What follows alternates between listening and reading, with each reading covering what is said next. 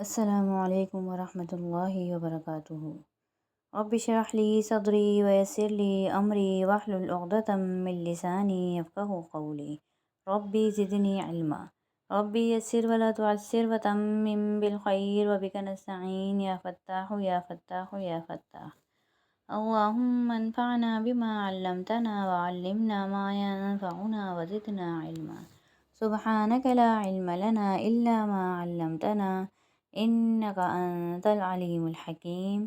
اللہم الہمنا رشدنا وقنا شر انفسنا ربنا تقبل منا انک انت السمیع العلیم وتب علینا انک انت التواب الرحیم، آمین یا رب العالمین۔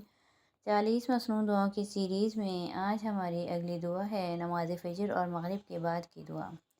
رسول اللہ صلی اللہ علیہ وآلہ وسلم نے ارشاد فرمایا کہ نماز فجر اور نماز مغرب کے بعد کسی سے بات کرنے سے پہلے اگر 7 مرتبہ یہ دعا پڑھ لی جائے تو اگر اس دن یا اس رات مر جائے تو تمہاری دوزخ سے ضرور خلاصی ہوگی۔